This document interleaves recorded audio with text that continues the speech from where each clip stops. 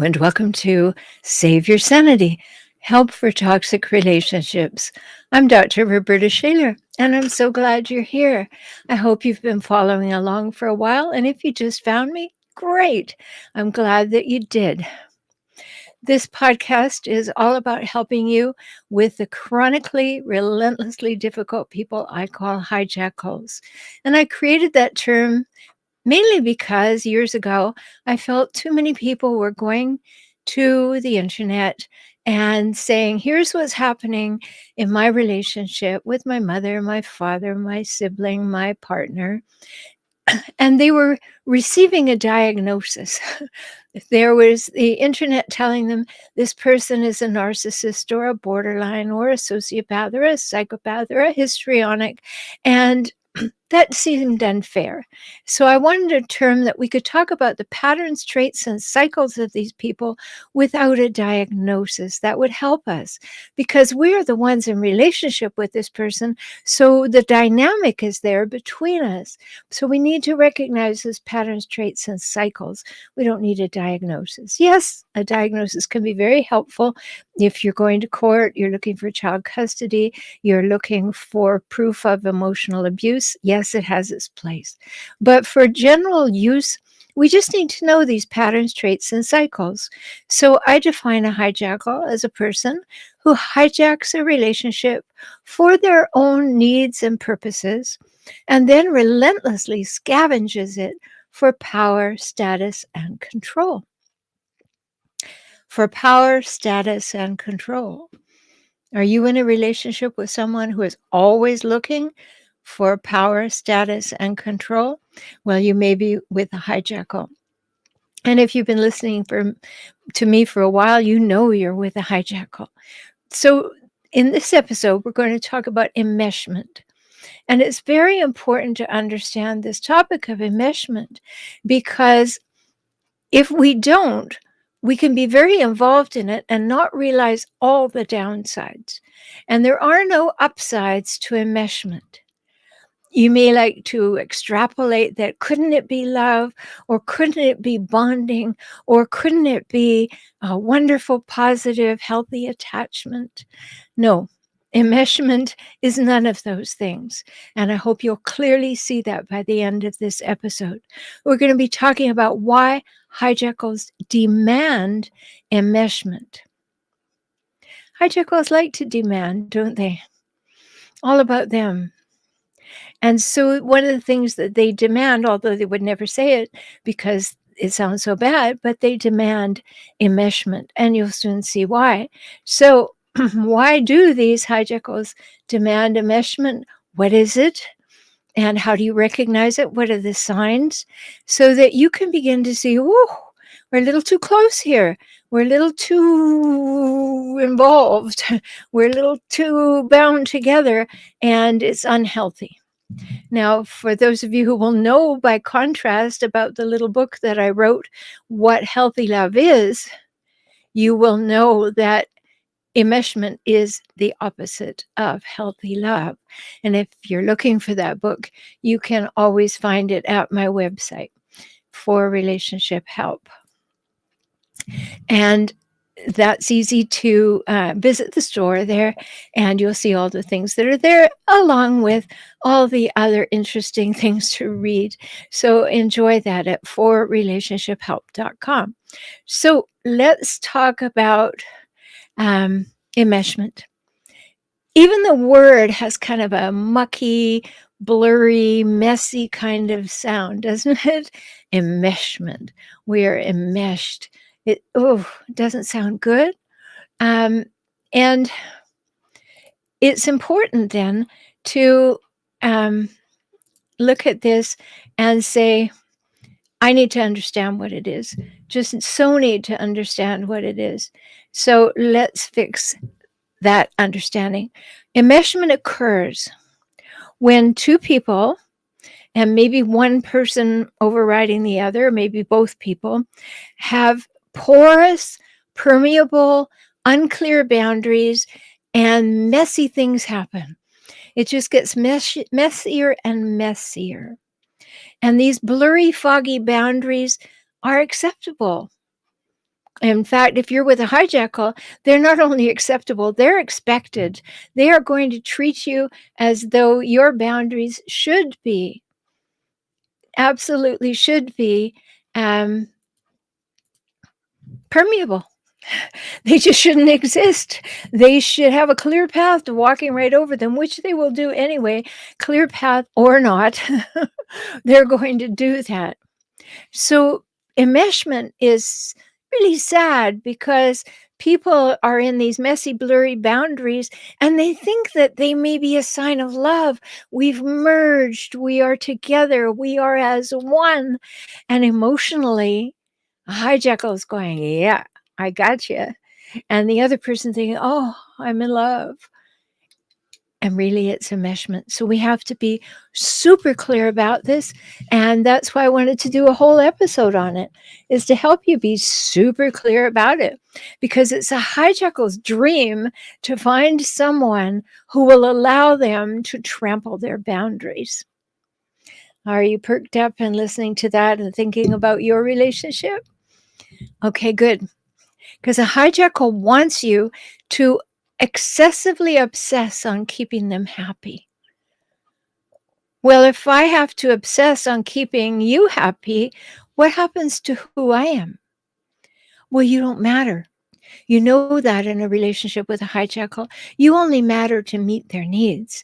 You, as a human, separate and apart with healthy needs or any kind of needs or wants or dreams or desires, takes a distant second to the hijackal. So a hijackal wants you to worry about them. They want you to be concerned about them. They want you to be thinking about them, not about yourself. Enmeshment. A hijackal wants you to focus on them. Be concerned, as I said, about them, to think about what do they need, to forecast their needs and meet them. And they'll make you wrong if you don't often. And a hijackal wants you to feel guilty when you can't or don't make them happy. They want to put it on you. And you know, it's nobody else's job to make you happy. That's an inside job. You do that for yourself. But a hijackal wants you to feel guilty when you don't make them happy, and it's not even your job. So have you taken that job on? I hope not. And if you have, quit. Don't do that job anymore. Fire yourself. Resign. At least that part of the relationship. It's not my job to make you happy. Now, it's not my job to go out of my way to make you miserable either, but it's not my job to keep you happy. Because when, particularly with a hijackal, what would keep them happy is an ever-changing smorgasbord of things, right? It's impossible to make a hijackal or keep a hijackal happy if you believe that you can, because every time it works like this. You know, the 3 must-haves of a healthy adult relationship that I talk about in episode 115. The first one is equality. Well, a hijackal is not having it. So a hijackal tells you what they want you to do, exactly what'll make them happy. And as soon as you meet that, they can't stand the equality of that, so they immediately want something else, because then they up level and they're on top again. So when you realize that you can't make them happy, they won't let you make them happy. They won't let you please them. They won't let you be rewarded for doing what it is they said they wanted. They will not let it, because that creates equality, and they're not having that. If you haven't listened to episode 115, I hope you will, because it's so important to recognize these 3 must-haves of a healthy adult relationship. If you don't have them and there's no willingness to work on them, you have nothing. And it's all just a big hope that it's going to turn into something healthy, and it can't. So episode 115, got that? So back to the idea of enmeshment. Hijackals don't only want you to focus on them and worry about them and be obsessed by them. They want you to give up you in order to cater to them. Give up yourself in order to give them what they want. That's a tall order. And that's not love. It is nothing like love. Do you recognize that? I know we want to believe they love us, but this isn't love. It isn't love. This is enmeshment. Now think of a hijackal parent. A hijackal parent can become overly involved in their child's life, a helicopter parent, just every moment focused on the child. And they never allow the child to have a self. The parent is always telling them what to think and do and how to behave, how to be good, how to meet the hijackal parent's needs. And the parent becomes enmeshed with the child. They kind of become one in a very unhealthy way. And then they say, oh, but it's in the child's interest. I am an involved and engaged parent. No, you're an enmeshed parent. And that is unhealthy. It's a no-go zone if you want to be a healthy parent and you want to raise healthy children. But a hijackal parent simply wants to take over the lives of others in order to validate themselves and to get their own needs met. And I read this example. A teen daughter gets anxious and depressed, and so does her mother. The mother can't separate their emotions. So they're so enmeshed that the mother cannot separate her emotions from the daughter. And so it's kind of a one-up, if you like. The daughter gets anxious and depressed. The mother doesn't know what to do about it. So she becomes more anxious and more depressed, and it becomes a competition. And that's what will happen in hijackals. Do you see how messy that is? Do you see how blurry it is? How foggy it is? How, are you kidding, it is? That's what happens. And when a parent, male or female, doesn't have to be the mother, that was just an example, but when a parent becomes enmeshed with a child, it thwarts the child's ability to become an individual, to become their own person, to have independence and autonomy and make their own choices and make their own mistakes. It just thwarts all that. So the child is robbed of their personal development, their natural personal development. And that enmeshment can become a lifestyle.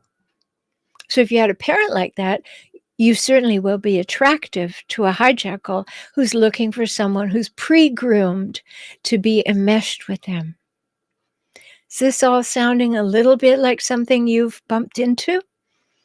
Well, this is exactly what we need to understand. So great. And if you hadn't thought about it in these terms, I'm glad that you may be having a new experience in this episode. It's confusing. And in the parenting example, it leads to what I did an episode on upside down parenting.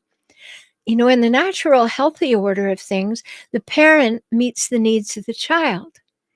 But when the hijackal parent is present, we're going to have upside down parenting where the child is expected to meet the needs of the parent. And in terms of enmeshment, the child is always going to be there to meet the needs of the parent. And that is upside down. It is unhealthy. It is thwarting the child's natural development. And then those children become adults and they have a poor understanding of how to enter into healthy relationships or to recognize what is healthy. So it becomes very, very confusing. And yes, a hijackal wants you to think you're being protected when you're really being possessed. Did you have any fantasies about the hijackal being a protector, that they're there to help you and stave off anything that could harm you? And really what they're doing is isolating and possessing you and pulling you away from other people?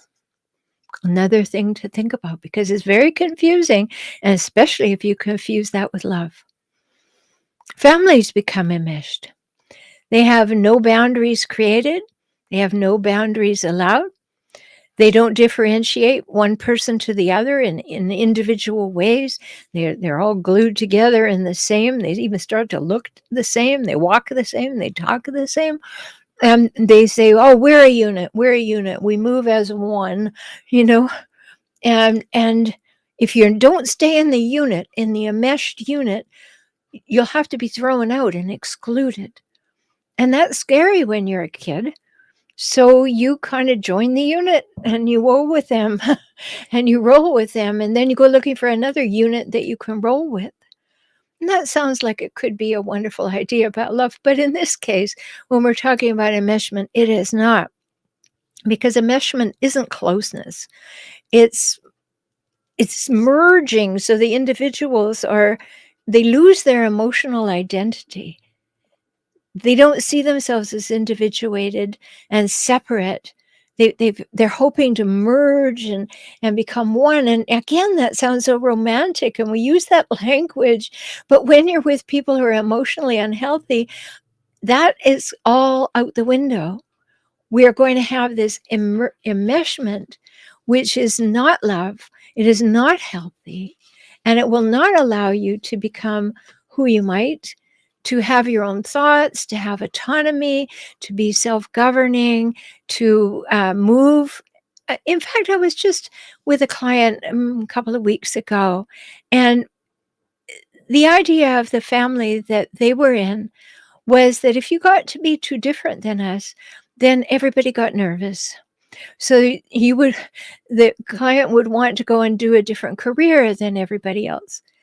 Oh, no, no, no, no. We got to pull you back in and explain to you why that wouldn't be okay, because they couldn't fathom the idea of you being that different. So if they couldn't pull you back in, then they had to make you wrong and exclude you, because we couldn't take that risk of the unit not being intact. Scary stuff. But you may not recognize it because it's familiar. You may not recognize it because it feels like it should be a good thing. But enmeshment is not a good thing. And when we get very, very clear about that, then we can move forward and recognize that enmeshment is not the kind of closeness that you want. Hijackals never had an emotional identity to begin with, and they're attracted to people who don't have any healthy autonomy.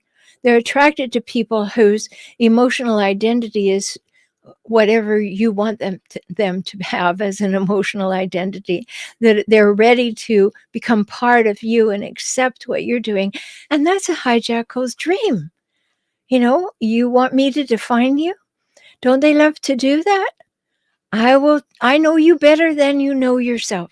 I've said that so often, that gaslighting, that we kind of feel, oh, that's comforting. They know me really, really well, even better than I know myself. No, that's a moment when it's really good for you to have a thought that I need to change that. If someone tells me that they know me better than they know myself, that better be a very, very safe person that I feel really good about, because hijackals will tell you that all the time in order to have you give them your power. And it's gaslighting. They don't know you better than you know yourself. They do not. They may be able to say, I've heard you say that you prefer this. But that's not what hijackals do. They say, I know that you would prefer this. I know that this would make you happy. Now, unless you told them that, they don't know. They are just taking over that power. So as I said, if these things are new to you, you might want to listen to the podcast I mentioned, 115, and also look at the ebook, What Healthy Love Is, so that you know what you're moving toward if you want to have healthy love. And it will not look resemble in any way enmeshment. Simply won't. So no enmeshment in a healthy relationship. People who are afraid of autonomy, they often allow other people to take them over.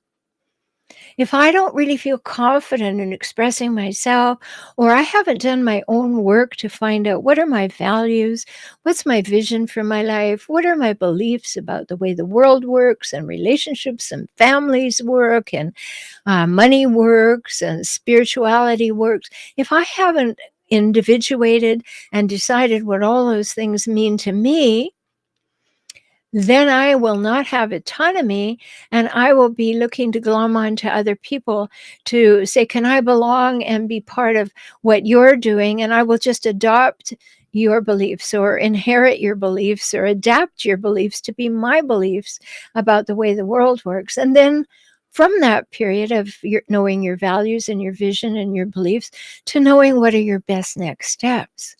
Well, if you don't know those things, that's where you need to start to do the work if you want to become emerging empowered. Really important. And just to mention that, that's the name of my community. If you'd like to belong to a community of people who are going in the direction of emerging empowered, come on over to joinintoday.com. Joinintoday.com. And be part of the emerging empowered community wherever you are on the journey, whether you're just recognizing you're with a hijackal or you're making the decision to stay or go, you have made the decision and need support on the process and help with courts and attorneys, or you need next to heal and recover and create the life that you want. So come over to joinintoday.com. We don't want to be enmeshed. It is not a good idea. And it's kind of a blurry version of what people think of as romantic, healthy love. This person just wants me so much. We want to merge into one. I understand the idea of a unity candle at a wedding ceremony where two candles are lit and they light a third and they become one. I understand the symbology of that, but we have to be very careful when it becomes an emotional reality. That is enmeshment, and that is not healthy. Hijackals love enmeshment. And that's when they say, I know what's best for you. I know you better than you know yourself. And they start engaging in that gaslighting. And then they say, well, love, I love you, is their word for enmeshment in many cases. And it's misdirected, a look-alike for love, perhaps, but it's a mistaken view that is love. And hijackals are confusing because they embrace enmeshment, and many of them also embrace disengagement. That's the opposite of enmeshment. You're so together, or you're so distant and disengaged and couldn't care less. Those are the extremes. And hijackals will contain both extremes. They will be enmeshed and want to guide you and be the top of the pile and tell you what to do and have you be looking up at them longingly saying, oh, tell me what to do. Yeah, you're not doing that willingly. I understand that. Or they will be distant and cold and I don't care about you. They will be disengaged, and that makes them very, very confusing. So your boundaries, if you're not the hijackal, your boundaries are supposed to be flexible and fluid and porous, malleable, easygoing, doesn't really matter. Maybe I don't think that. But the hijackal's boundaries are overly rigid and rightly defended, and they will defend and protect them to the ends of the earth, making you wrong and squishing you in the process as they trample on over you. Have you noticed that your boundaries don't matter and the hijackal's boundaries do? That's a big sign, isn't it? That what they want matters and what you want doesn't matter. Who do you think you are? So I'm going to give you a list of signs that you're in a potentially enmeshed relationship. I'm going to read them to you because I wrote them all down so I wouldn't miss anything. And just feel into them. Do these feel like you're experiencing them? Is this actually happening to you? So here they are. A sign of enmeshment is you have difficulty separating your feelings from their feelings. They've kind of blended together, and you're not sure where you stop and they begin. And so you're not sure if you feel it or if you've caught it from them, or that you've run over and said, "Oh, I'll jump into your feeling with you, and I will abandon my own feelings." That's a sign of enmeshment. Another sign is you start feeling really anxious when you're separated from them and you're alone. You particularly don't want to feel alone. You feel anxious because that other person defines you. And when you're alone, you're not sure about your definition and who you are. So you get that anxiety as when you're alone. Does that sound familiar? Here's another sign. You feel good when you think somebody needs or depends on you. That's what really, oh, that's wonderful. They need me. They have to have me. They can't manage without me. Now, I'm not talking about parental love. I'm talking about relationships among adults. And if you feel really, really good when someone else depends on you or needs you all the time, that you have to subjugate yourself to their needs and their wants and what it is they need to make happen at any moment, you may be enmeshed. And you can see how easy the slippage is from being a nice, good, healthy person to being an enmeshed person, because I can just say those things differently. Well, when someone needs you, isn't that wonderful that you can fulfill their need? When someone depends on you, it raises you to a higher vibration. But if you're in a relationship with someone who is continuously wanting you, needing you, depending on you, demanding that you be there for them, that's enmeshment.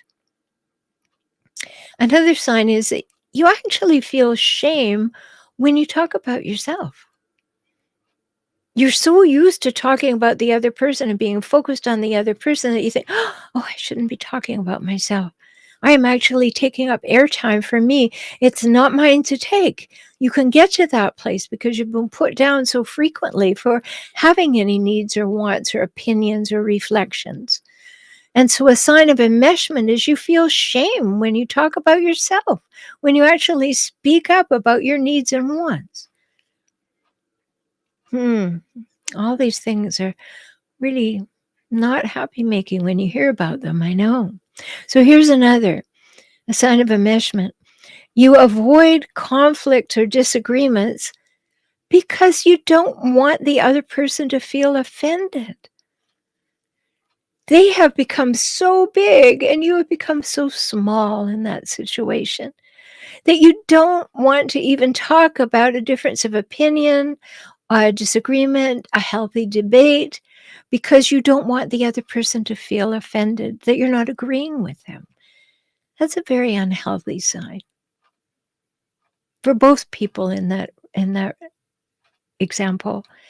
And it's a sign of enmeshment. Here's another. You make another person's needs more important than yours way too often. Way too often. Again, I'm not talking about you as a parent. I'm talking about adult to adult relationships. When you make someone else's needs more important than yours too frequently, you are enmeshed. And hijackals not only want you to make their needs more important than yours, they expect you to make their needs more important than yours. Familiar sounding? It's really good if you can say, wow, I hadn't thought of that before, but that really is the dynamic in the relationship I have in mind, and that is unhealthy. Put into that context, it is unhealthy. Here's another unhealthy sign of enmeshment. You feel wrong about being happy when the other person isn't feeling happy. You kind of feel like you have to match their moods because their moods and feelings are more important than yours. And that's enmeshment. You know you're a distinct human being, entitled to your own thoughts and feelings and dreams and wants and wishes and remembrances and preferences. And you don't have to be unhappy because they're unhappy. When you think you have to match their feelings, you are beginning to move into enmeshment. Very important to clarify. You're allowed to be happy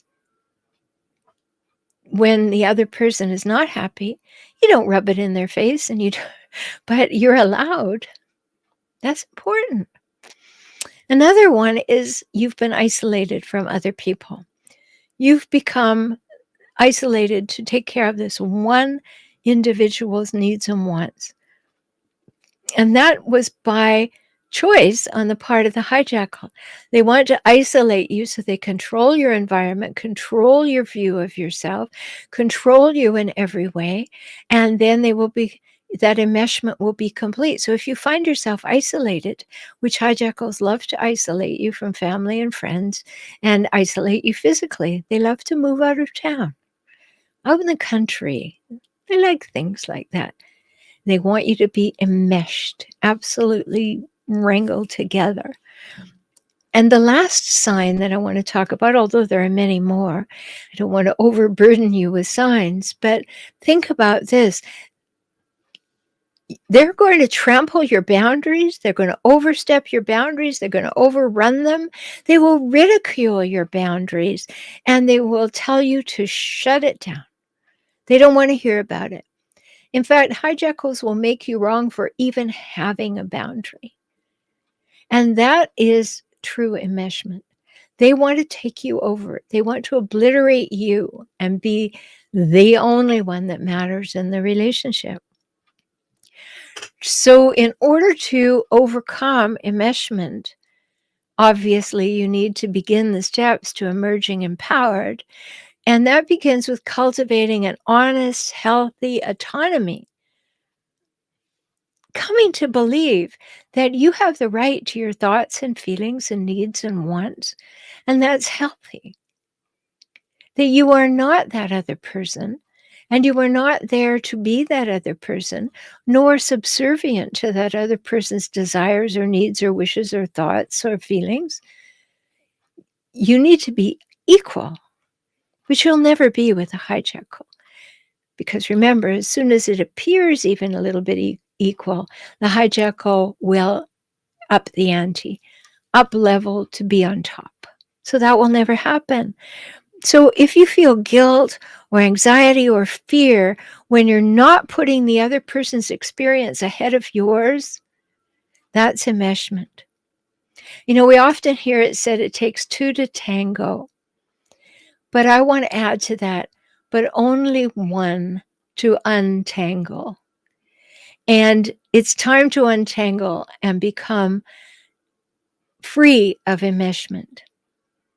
I hope this has shed some light on things for you, and you can show your appreciation for anything that you learn here, and I invite you to do so by making a one-time or monthly donation at patreon.com/saveyoursanity.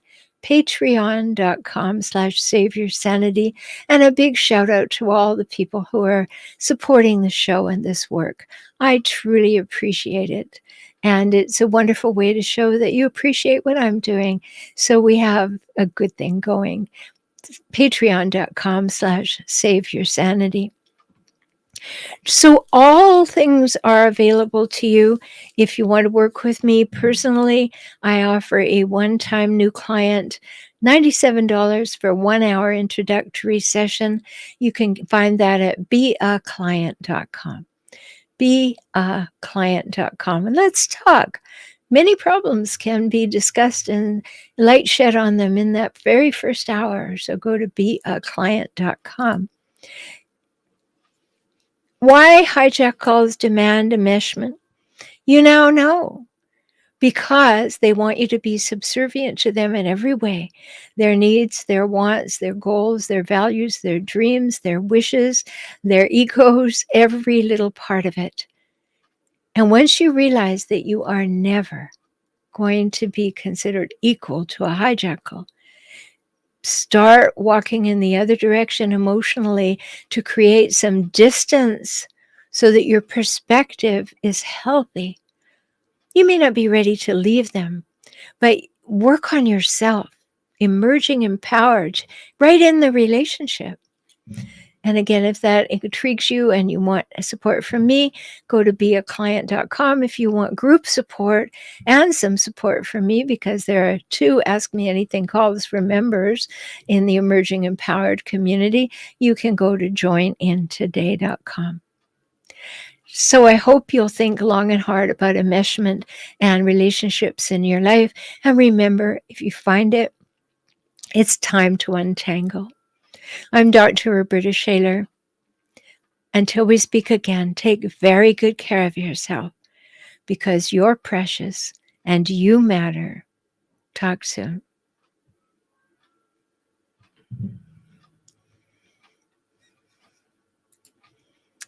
Good evening, everyone.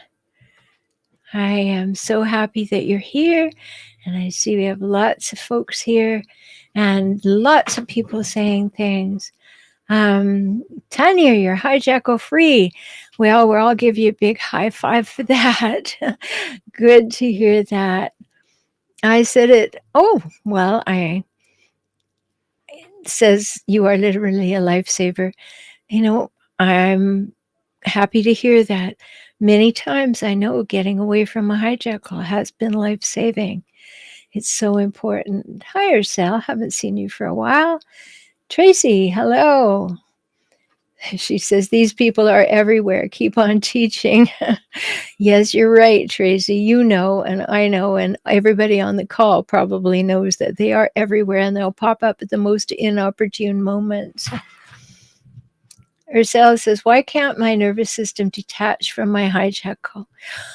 Such a good question. The thing is about your vagus nerve, and you might want to look that up on the internet to learn more about it. But the vagus nerve originates at the top of your spine, and it has one branch that goes down the front of your spine and one in the back, and it's the fight or flight mechanism, but the other side is the connecting and collaborating mechanism. And when we overuse the fight or flight, faint or freeze side of things, we get very out of balance. And then we also have the phenomenon of trauma bonding. Your nervous system is used to looking over your shoulder at all times. Is that person happy? Is that person coming? Is that person looking like they're in a good mood? I mean, you're always in that situation when you're with a hijackal. And after you leave them, it's very hard to tell your nervous system, okay, you can calm down. You don't need that. It's very slow going. So, certainly come and we can talk about it, but also know that there are many things, techniques that you can use to start calming the vagus nerve, to regulate your breathing. Each time that you notice that, if you do something for your body, and as I said, we can talk about that, you and I, do something for your body to say, okay, I know that my body has taken in all of the stress and trauma, and I do not need to feel stress and trauma right now, because I actually remember I am no longer in the presence of the hijackal. So I'll have gratitude for my body's response to stress and trauma, and I will have to lovingly remind it that I have distanced myself from the stress and trauma.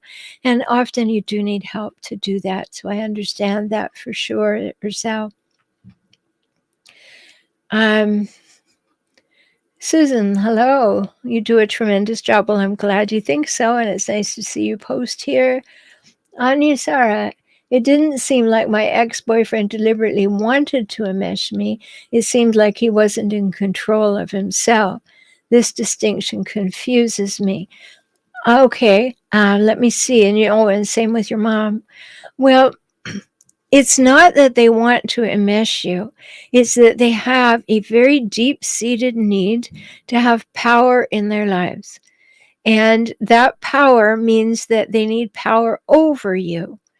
And so they may not be seeking to enmesh you, but they're seeking to have power over you, to feel powerful themselves. And so if they're not in control of themselves, they want control of someone, and that will be you. And that can be a distinction that is definitely there, that they do not have a definition of themselves as being in control of themselves, so they desperately know they need to be in control of someone, and they will choose someone. Don't put your compassion hat on here, but hijackals are deeply afraid of shame. They've been shamed and they are deeply afraid of being shamed again. That's why they always have to be the top. That's why they always have to put other people down. They will not allow the possibility of being shamed in their life, even when they're making it up in their head. When you have never shamed them, you've never done anything to them, their fear of being shamed is paramount. So that can be part of that too, Anusara.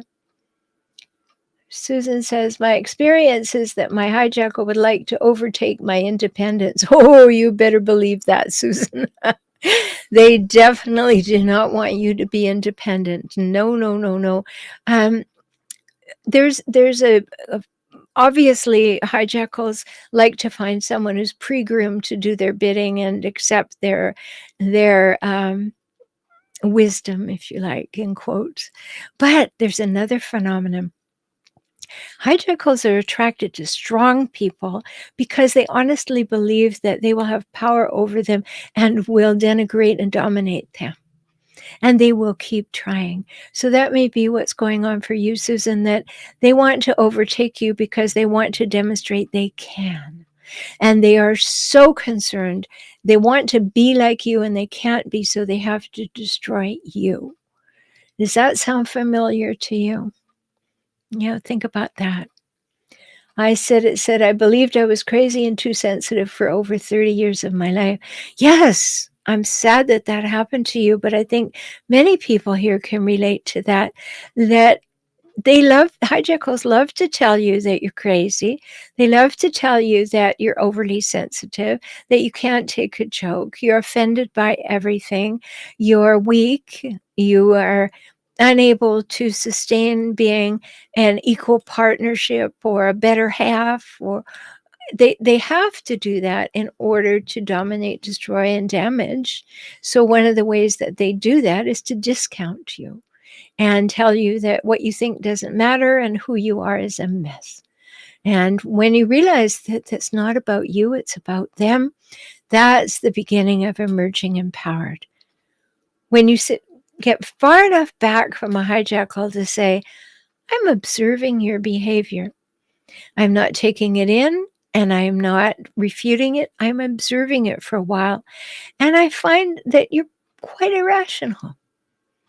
Basically, that's irrational behavior. And yet I've been so close to it, maybe even enmeshed with it, that I've taken it as something to strive for, something to be included in, something that's okay. And I'm running after getting the approval of a hijackal. They want you there. That's what they want. They want to hijack the relationship. And so they will push that. Hi, Sky. Sky says enmeshment can also cross the line and become emotional incest. Oh, it certainly can. It certainly can. Maybe one day I should do a show on emotional incest so we have a lot of clarity around that, because that definitely will happen in a family setting. And it's close to enmeshment in some ways. So I'll put that down as a topic for another time. Marcel said, yes, my boundaries were violated. Can you give specific on how the parent controlled my emotions? Well, a parent will control your emotions by discounting them. Oh, you don't really feel that, or you shouldn't feel that way. If any human on the planet, after you have disclosed that you have a feeling that is honest, says to you, you shouldn't feel like that, I want you to remember that that is a flaming red flag. If someone tells you you shouldn't feel a certain way, question that. Do you know, perk up and you're telling me what I should feel.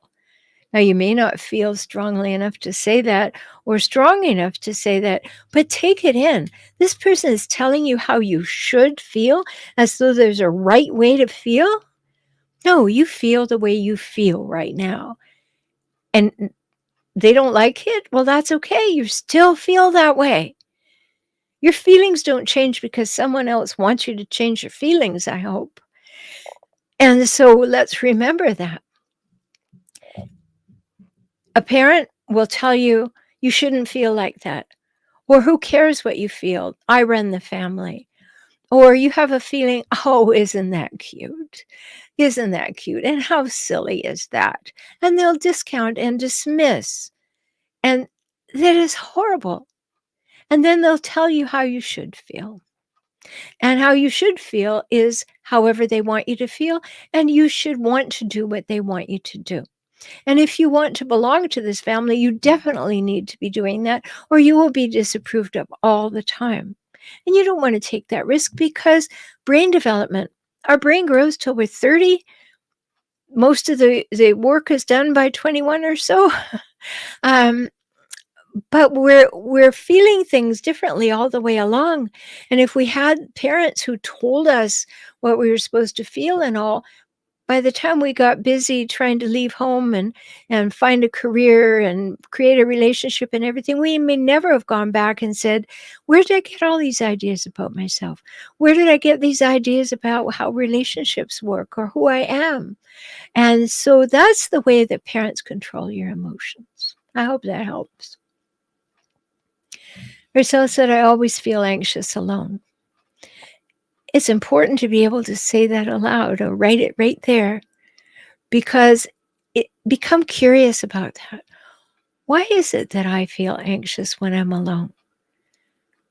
Is it because I'm afraid to be with me and find out that I want something different than I have? Will I be alone and fearful that I don't know who I am when I'm alone? I am a reflection of the people around me. Do I feel anxious because I don't know when I am going to have somebody come in and take over this space? What is it that makes me feel anxious to be alone? I hope you'll really think about that, because that would be a breakthrough for you, for anybody. So, but because you asked the question, it would be a breakthrough for you. I said it says, always been afraid to offend my mom or anyone for that matter, even when I was mistreated by that person. You see the enmeshment? I won't like you if you offend me, and I'm the one who keeps you alive as a parent. I am the one who is in charge of making sure you're warm and fed and comfort of the physical nature. So we automatically, because of our brain growth and how things develop in the brain, we're very attached to the people. Well, I shouldn't use the word attached, considering we talk about attachment theory. We're very concerned about the survival. So we look to those giants who are so big when we're so little, and we try to please them or stay out of their way or duck or laugh a lot, make ourselves small, whatever we need to do in order to keep them keeping us alive. And so as we become adults, it's really a good idea to go back and do the work and say, where did I get these feelings or ideas about myself, and which ones would I like to replace them with? We don't want to be afraid of offending other people who are dedicated to making us feel afraid. We don't go around offending people on purpose, but the risk that someone would be offended by something that we did is often something that paralyzes us from living our lives. So we may need to recalibrate. You may need some help for that. Anya Sarah said, I love the untangle motto. Good. Keep it in mind. Oh my goodness, this is an essay. Who wrote this? Jamie. I was absolutely enmeshed. I get all those things. My ex would tell me I'm too sensitive, that he never had these issues with anyone else. How like a hijackal. That his exes never acted like me. Of course they did. And they didn't put up with him either. That's why they're his exes, yay them. They just didn't allow him to take advantage like I did. Maybe they weren't enmeshed like I was or as vulnerable. He even treats his own mother this way, and I witnessed that too. He made me feel like I was so awful, telling me I'm nuts. Favorite saying. He'd insult me, insult my life choices, my opinions, and if I set boundaries, he'd lose it and call me names, leave me horrible, unforgiving emails. And I lost track of where I was. I'd set boundaries, he'd lose it, call me names, leaving me horrible, unforgiving voicemails. Then he would call me trying to get back with me, of course, because trauma bonding. He thought for a minute, oh, I've gone over the edge and now I'm not going to have control of her. So now I have to find a way to have control of her. So I'll be contrite for a hot minute, telling me he loves me and misses me, begging me to call him. Are you kidding, guy? No, not going to do that. I definitely have anxiety being alone now. But you're alone now. Good.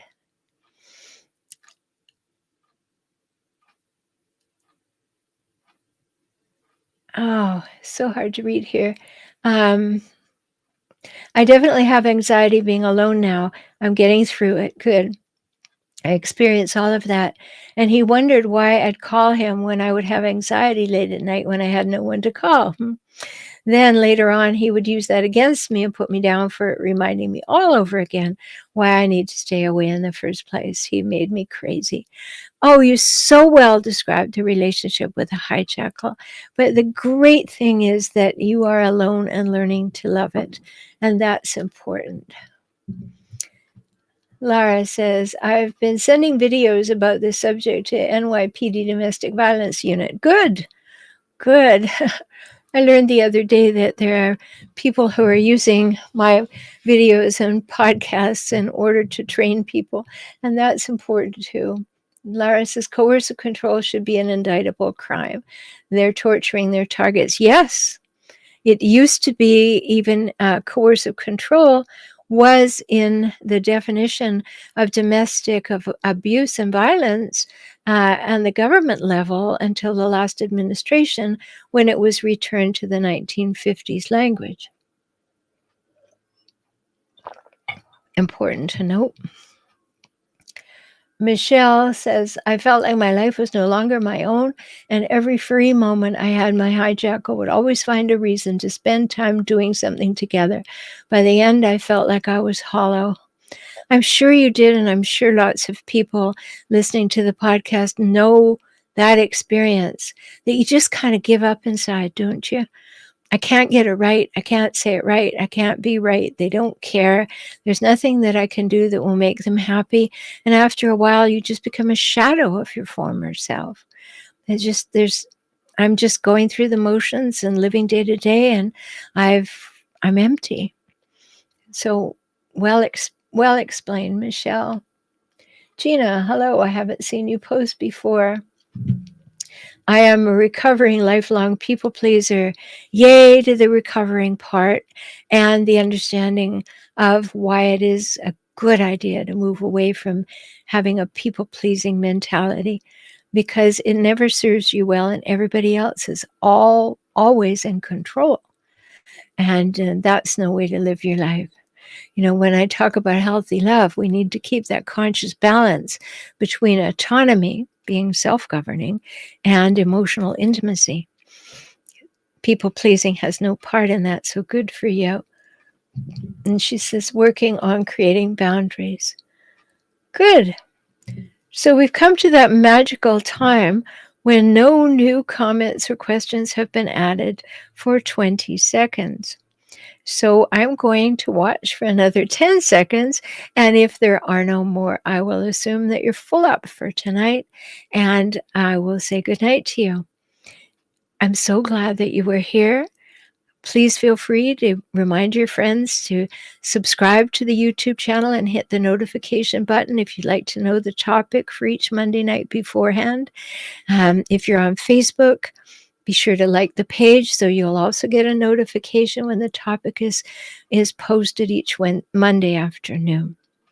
So until we meet again, Remember that self-care is not selfish, so take very good care of yourself, and we'll talk soon. Good night.